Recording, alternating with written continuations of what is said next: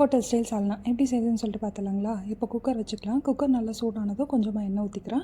எண்ணெய் நல்லா சூடானதும் 1 ஸ்பூன் அளவுக்கு சீரகம், 1 ஸ்பூன் சோம்பு, கொஞ்சமாக கல்பாசி சேர்த்திக்கிறேன். இது கூட ஒரு பெரிய வெங்காயம் நீல வாக்கில் கட் பண்ணி சேர்த்திக்கிறேன். 2 பச்சை மிளகா, ஒரு கொத்து கருவேப்பிலை சேர்த்து இதை நல்லா வணக்கிடலாம். இது கூட ஒரு கைப்பிடி அளவு கொத்தமல்லி, ஒரு கைப்பிடி அளவு புதினா சேர்த்துக்கிறேன். இதையும் நல்லா வணக்கி விட்டு 1 ஸ்பூன் அளவுக்கு இஞ்சி பூண்டு பேஸ்ட் சேர்த்துக்கிறேன். இதையும் நல்லா அந்த பச்சை வாசம் போகிற அளவுக்கு வணக்கி விட்டு ஒரு பெரிய தக்காளி சேர்த்துக்கிறேன். தேவையான அளவு உப்பு, 1 ஸ்பூன் அளவுக்கு மிளகாய்த்தூள், 1 ஸ்பூன் கொத்தமல்லி தூள், 1 ஸ்பூன் கரம் மசாலா, 1/2 ஸ்பூன் மஞ்சத்தூள் சேர்த்து இதை நல்லா வணக்கிக்கலாம். இதுக்கு ஒரு பேஸ்ட் அரைச்சிக்கலாம். 1/2 மூடி தேங்காய், 2 ஏலக்காய், 2 லவங்கம், ஒரு பட்டை, 1 ஸ்பூன் அளவுக்கு சோம்பு, 5-6 பல் முந்திரி பருப்பு, கொஞ்சமாக கசகசா ஊற வச்சது. இதை நல்லா நைஸ் பேஸ்ட்டாக அரைச்சி எடுத்துக்கலாம்.